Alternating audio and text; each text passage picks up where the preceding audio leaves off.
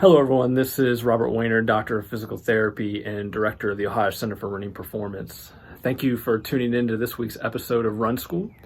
In this episode, we're going to look at the footwear fitting process through the eyes of one of our community partners, the Ohio Valley Running Company. The Ohio Valley Running Company is a specialty running store here in Southeast Ohio. OVRC and their owners, Jonathan and Ariana Bernard's values regarding running as a part of a healthy lifestyle and the footwear fitting process align perfectly with OCRP's. We urge everyone to support their local specialty running store. These stores are full of very knowledgeable individuals that can help you find the best shoe for you. During these times, many of these stores have found unique ways to help provide service to their customers, including online shopping, try it before you buy it, and curbside pickup programs.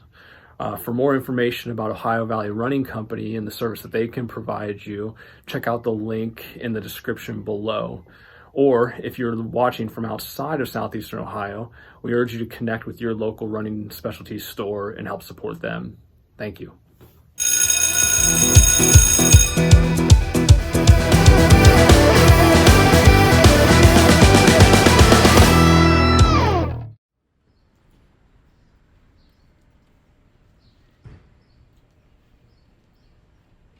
How's it going? Good, how are you? I'm Jonathan. Hi, I'm Sam. What can we help you with? So I just came in today. I'm new to running and I don't really know what I want in a running shoe, so I was hoping you guys could help me out with that. Absolutely. You came to the right place. Awesome. What we usually do is start out with a gait analysis. Okay. So we'll get you on the treadmill. We do it barefoot, so you can have a seat on the stool and take off your shoes and socks, and then just pull up your tights to about mid-calf, so you can see your Achilles tendon.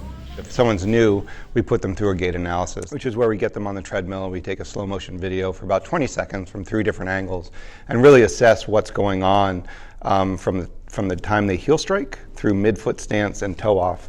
And through that, we're kind of looking at 3 different things, whether or not they stay more supinated or underpronated, which is when the foot stays more on the outside. It's relatively rare to see a true supinator or a neutral pronation where they're kind of everything's sort of in line, or whether they overpronate and if the foot's kind of rolling to the inside. And if that is happening, then we look at all of that. We look at the video with them and talk to them about their biomechanics, and then we try to fit the shoes to the biomechanics. And we do that by either, if they're more of a neutral pronator or underpronator, we put them in a neutral shoe as opposed to a stability shoe, which would then help regulate and kind of take some of that away and put them back into a neutral position.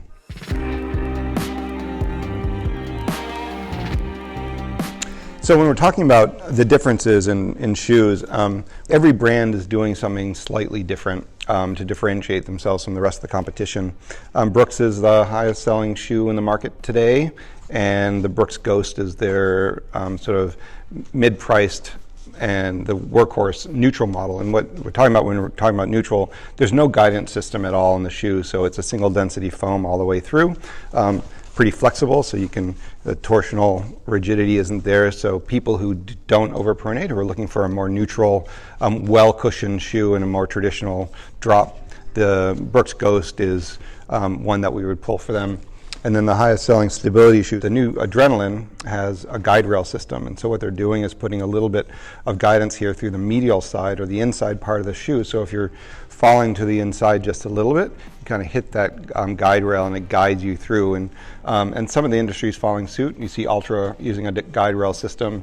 Hoka is another brand that's really hit the market hard in the last 8 to 10 years. When they first came out, it was right sort of in the midst of the minimal craze when everyone was running around in zero drop shoes or the toe shoes, and they came out with a Maximal, what's now been dubbed the Maximal shoe, and no one really thought that it was going to take off because minimalism was so crazy at the time, and now that sort of dropped off, and now you see more and more companies going to a more max cushioned ride. Hoka also gives you a wide platform and puts a little bit of what they call a meta rocker on it. So what that's doing is really kind of propelling you through the gait cycle with a little bit of a rocker. The squishier the foam or the more cushion the foam, the more energy you lose when you hit the ground before you take off. And so what they're trying to do with the engineering is help you through that with a little bit of a rocker gait. They've also sort of done their own version of a guide rail with what they call the J-frame. So this is their stability model. You can see it has a little bit of torsional rigidity compared to something like the Clifton, which is the more neutral brother of it. And they're wrapping the foot with a slightly more dense foam through the outside. The Mizuno's been around for a long time. A lot of people know them from their softball, volleyball, baseball, but they also have been making running shoes for a long time, and they're the only ones who use a wave plate through here. So this is a TPU wave plate, EVA, surrounded by EVA foam, and what that does is give some rigidity through here, which allows them to cut out this part of the heel, so you get a lot of cushioning, because when your heel hits, it actually flexes the shoe out, so you're getting your heel striking in there. You get tons of cushioning through there, while then the wave plate kind of helps propel forward. Slightly a little precursor to what's taking off in the industry today is that carbon fiber plate, but this is sort of in my mind, a little bit of that precursor to that, where you're kind of getting that flexion off. And then On is a brand new Swiss brand, and they're using a pod system, also sort of kind of independently flowing with your foot and getting push off of each pod. So when you're talking about function, fit, and feel, it really comes down to, okay, are you neutral? Do you need some stability? That's kind of the function part. If you're more in a neutral, we kind of have a wide range of shoes to choose from, kind of stay in that category. And if you see you need a little bit more stability, we'll bring out the stability shoes. And then it really comes down to fit and feel. Measure your feet, make sure you're in the right size, because a lot of people who are new generally are wearing too smaller shoes, or trying to match their running shoes to their daily wear shoes. And running shoes just built differently, and the more you're on your feet, the more your feet swell, so we like to give a little extra space in there.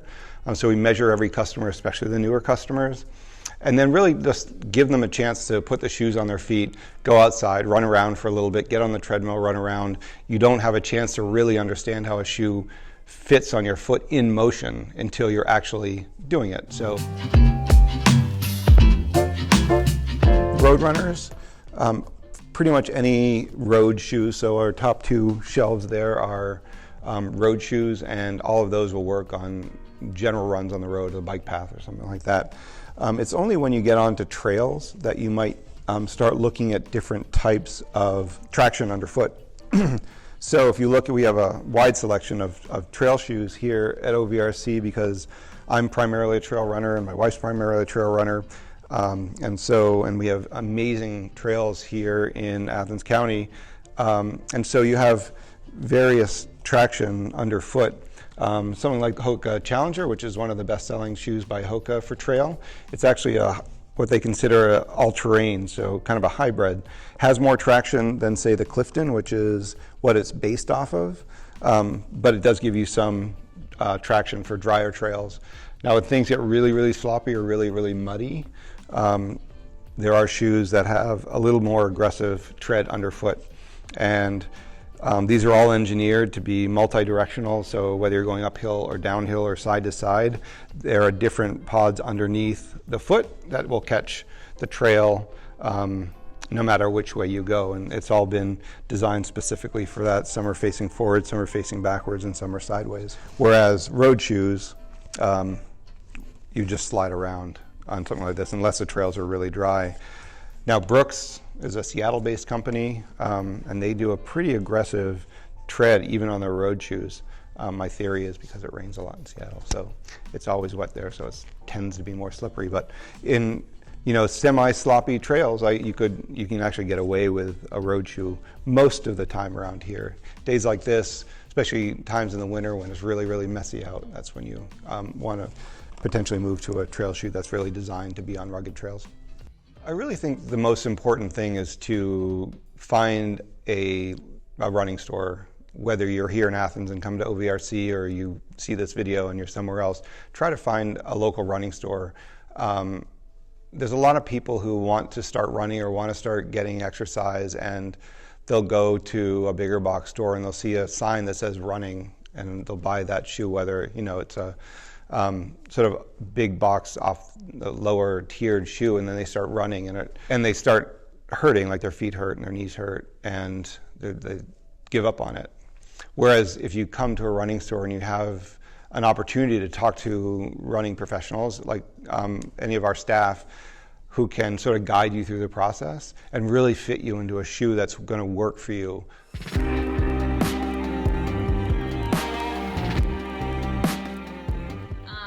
I'm looking for a running shoe, I want something that's comfortable but also durable, that can get me through a long run, short run, and something that will be good on all terrain. So grass, bike path, concrete, all that. So out of the shoes I was able to try on and run while I was in the gait lab, I think that the New Balance Beacon probably were my favorite in terms of feel. They felt light and they felt fast, and I felt like I had a pretty natural foot turnover, leg turnover with them.